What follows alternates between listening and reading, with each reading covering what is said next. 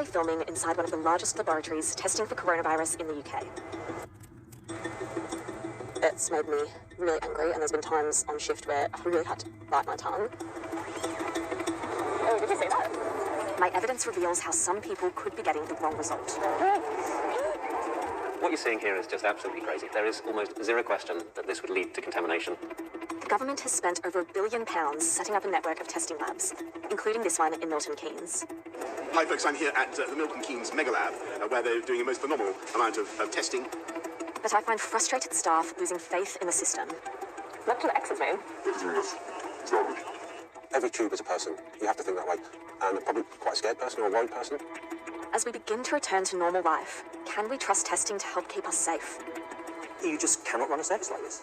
Who's in charge here?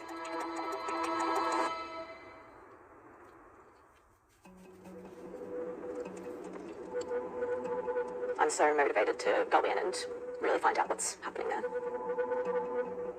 It's so important to get testing right because essentially that's our first line of defense with COVID. Testing is a cornerstone of the government's fight against coronavirus. The most reliable tests are called PCR. Thousands of samples every day are sent here to one of the UK's biggest labs, Milton Keynes. Panorama has been told by sources about poor practices at the lab. It's January, and I'm going undercover to investigate. Hi, how's it going? Oh, thank you. I'm a science graduate with lab experience. I've had 4.5 days training, and I'm being paid £13.57 an hour as a lab technician. Right, we'll be back.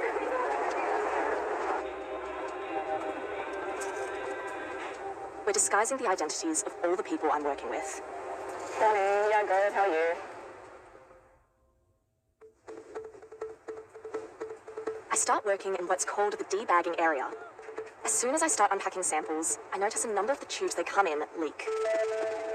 The lab has to deal with at least 8 different types of tubes. We're supposed to check for leaky ones when we open the bags. Oh, okay, well, big ones now. They tend to leak. As much as the little orange ones? It's a pain. We do our best to clean up the leaks, to try to prevent contamination, but we're working fast and we don't always spot them. Panorama has asked 2 experts to review my evidence. Chris Denning runs a university lab that can do 2,600 coronavirus tests a day. If there's a faulty element in the pipeline that's been identified, then that needs to be addressed. If these are being handled inappropriately and they keep on breaking, that needs to be investigated. Phil Robinson used to run a genetic testing company doing millions of PCR tests. Yeah, it's just not acceptable. There are multiple tubes. For a start, there should only be one. But you're telling me there's more than one and you've got ones that are leaking consistently. Who's in charge here?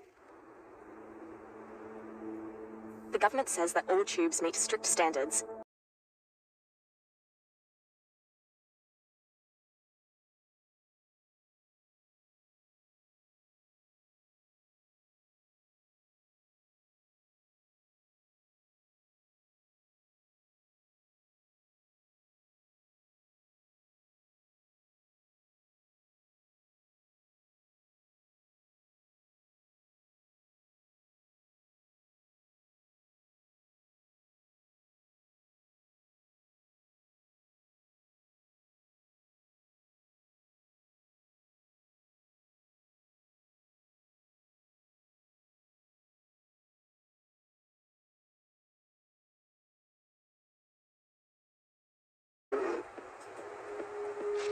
Each sample and bag it arrives in should have a barcode, and we're supposed to check that they match.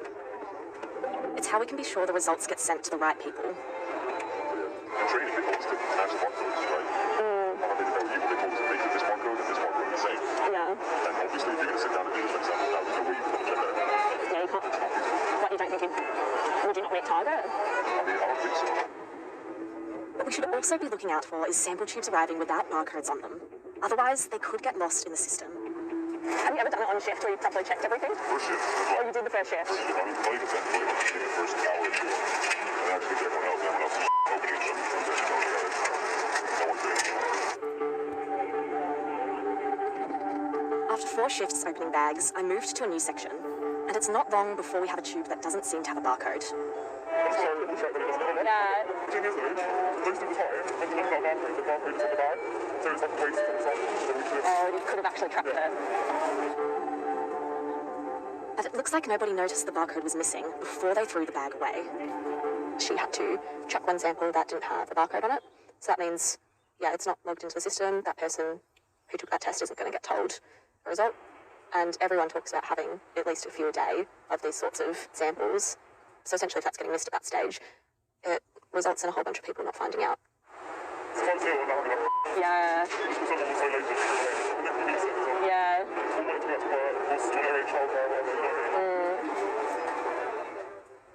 you want it easy to like do all the checks and stuff on like the targets?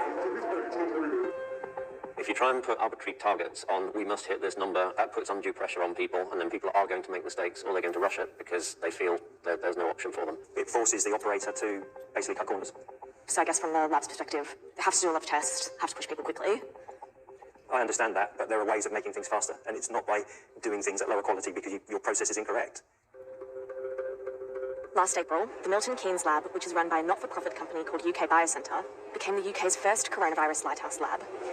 Hi folks, I'm here at the Milton Keynes Mega Lab, where they're doing a most phenomenal amount of testing, which is absolutely essential for our ability to defeat the virus. After the pandemic started, the government moved to ramp up the UK's community testing capacity. Milton Keynes is one of 7 lighthouse labs brought on stream by Number 10. Nearly £6 billion has been set aside for them. More than £1 billion has been spent so far. When Milton Keynes began testing for coronavirus, academics from universities across the country offered their help. I was a small part of this tremendous team that established from nothing, that I think generated a truly miraculous outcome. When I left in last year, the standards were still extraordinary, and they still had a real focus. There were individuals, particularly from Oxford University, who had a real focus on quality. But they were absolutely relentless that every sample would get tested and every sample would get put through.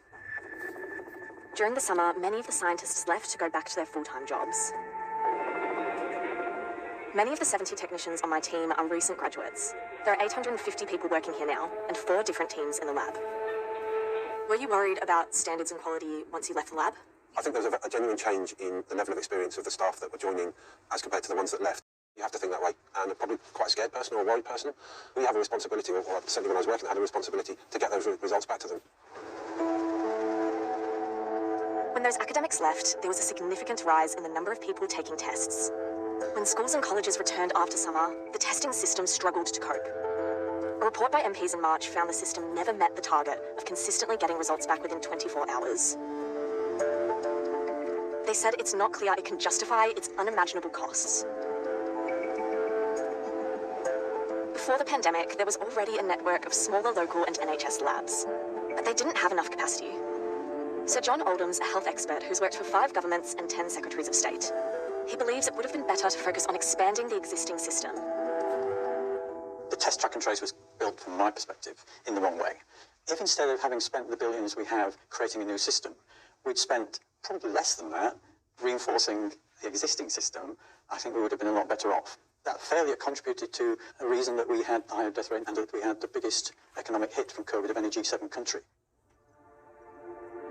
The government says it has built from scratch the largest network of diagnostic testing facilities in British history, which has carried out over 110 million COVID tests.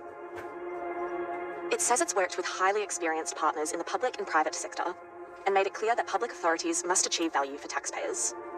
It says 3 new lighthouse labs have opened, which are managed by local NHS trusts. Now, the UK's biggest testing lab has been hit by an outbreak of coronavirus. It's been reported a number of scientists at the centre in Milton Keynes in Buckinghamshire have been affected. 3 months before that outbreak, the Health and Safety Executive had warned that workers here were being put at risk by insufficient cleaning and social distancing. Really? Why they start? 10 in November. Other people test positive too, while I'm here in January and February. The lab says it's improved its safety standards and is meeting HSE guidelines. But the lab's social distancing rules are widely ignored. Were people like more careful like when everyone was sick?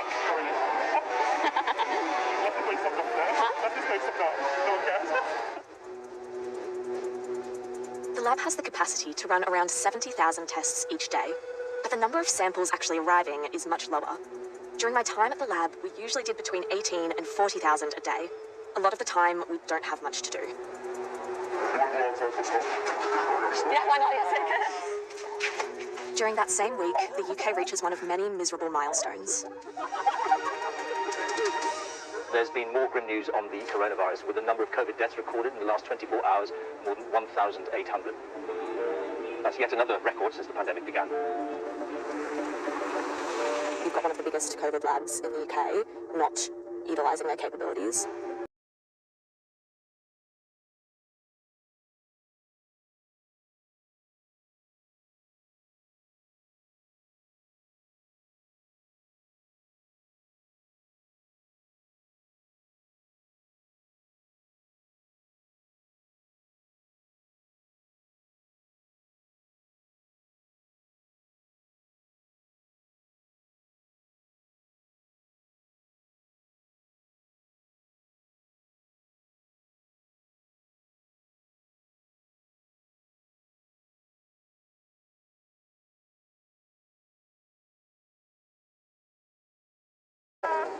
Some of the samples are quite thick and gloopy, and the machine is dragging them across what's supposed to be a clean plate. Oh,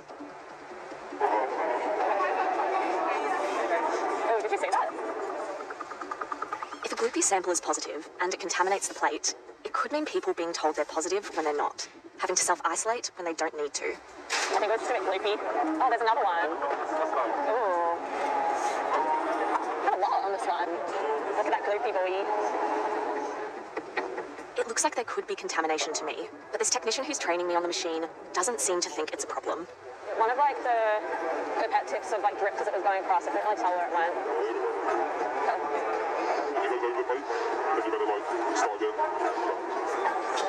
Do most people not?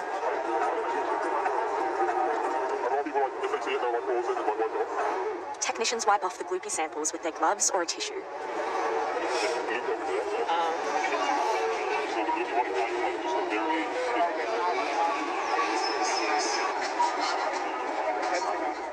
Terrible. Beyond terrible. Very surprised that it's been allowed to get to this low level. What you're seeing here is just absolutely crazy. It's crazy that there is almost zero question that this would lead to contamination. The amount of virus and genetic material that is required to create a positive is absolutely minuscule. So that action of touching it and then moving on to the next and touching that, every time there's a point of contact like that, there's potential for contamination. As soon as you see that, just stop the system, find out what is going on, because there's no point in carrying on with those samples because the chance of contamination is just so high. The lab says operators are trained to stop the process run in progress, clean down the system, and start the run again from scratch. There's another problem. I also see the test swabs stick to the machine's pipettes. My colleagues put their hand in the machine to push the swabs back down. Again, it feels like a contamination risk, so I ask my trainer what to do. I think a swab carried across.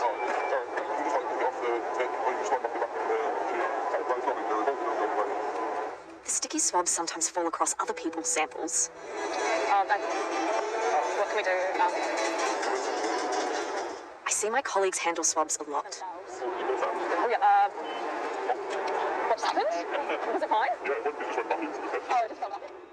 I mean, this is disgusting. This is a bit that just perhaps shocks me just more than anything else that I've seen. If that solution has got a full infection in there of millions of particles and you start bouncing this around, naturally little droplets are going to spray off in all different directions and they're going to go into all the neighbouring tubes. This is not okay. Back when the lab opened, swabs were removed from the tubes before samples went through the machine. But the lab says it was time-consuming and laborious, and trials it carried out showed leaving swabs in the tubes is safe and carries less contamination risk than removing them by hand. Our experts disagree. They're doing something which borders on criminal in a lab. This is about as disgusting as I've ever seen. You're going to have false positives everywhere. So all these people are going to be told that they have COVID when they haven't. The lab says its training makes clear operators must pause the system to manually intervene. If contamination is suspected, the run must be stopped, the system cleaned down, and a new run started from scratch. After each person's test is completed, results are checked by these scientists. They're responsible for quality control. This shows a plate of 93 results. The orange X's are inconclusive results. This many suggests contamination. What do the X's mean? Oh, well. How did so many get contaminated, do you think? Because it looks like there's only 2 true positives.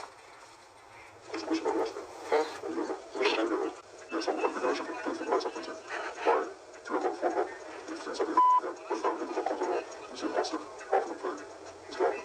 Everything that's not around the garden is recycled. One around it today, the one is making the one in one centre, virus and moisturizer. We produce 70,000 results a day. Now they are looking for numbers. They're doing this to them, producing 70,000 results every day. It's much better to have less numbers going through, but of higher quality, than hitting numbers that are meaningless, really. Let's face it, if none of those results were any good whatsoever out of the 70,000, do you call it 70,000 or do you call it 0? In all, I speak to 3 scientists at length, from my team and 2 others, whose job it is to check the quality of results. They each show me plates they think are contaminated. 1 says management wants to improve things, but 2 say every day hundreds of results are on plates they think are contaminated and should be retested. Each of those should either have a clear positive or a clear negative result on it that tells you what is going on in that sample. It just shouldn't be happening. If this happened once in a blue moon, well, that's life. But as a standard, no. This scientist says he feels under pressure to simply declare the orange results void. If your result is void, you have to get another test, and that could mean waiting longer to find out if you have the virus or not. He thinks any plate with so many orange results, potentially caused by contamination, should be retested. Instead, he says the negative results seen here marked green and the positive results seen here marked red are released.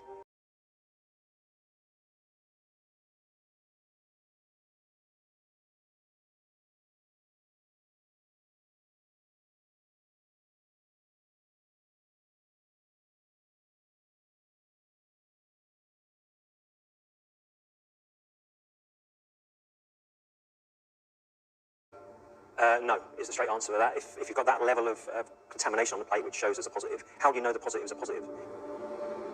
The lab says it doesn't pressure staff, and its sample void rate is as good or better than other substantial testing centres in the country. It says its test positivity rate closely tracks the average for the UK, providing reassurance its results are robust and trustworthy. It says there may have been isolated mistakes by individual staff, but that this is inevitable in a laboratory that processes up to 70,000 samples each day. I've completed 18 shifts at Milton Keynes over 2 months. What I've seen here makes me wonder if we can fully trust the system to handle our results properly, or even to get them right. I think mistakes are forgivable. Not learning from them isn't. And for me, that means moving it to a proper NHS test, track and trace, where it's rooted in the local public health teams, rooted in local NHS labs and facilities. This isn't going to go away. And we do need that greater resilience. And I have huge faith in people around the system who have the wherewithal and the intelligence to really get this right, and we need to get this right. The lab says this program is an incomplete and selective representation of its efforts, and that while I was filming, it was operating under a unique period of pressure due to the second wave. It says it has contributed significantly to the pandemic response. It operates in line with industry best practice and has been recommended for accreditation by the regulator. The government says it demands the highest standards, takes concerns extremely seriously, and will be fully investigating all the allegations that have been made. People in the lab tend to forget that these are real people's samples. You're processing hundreds of samples every day. You're told to speed up, speed up, speed up.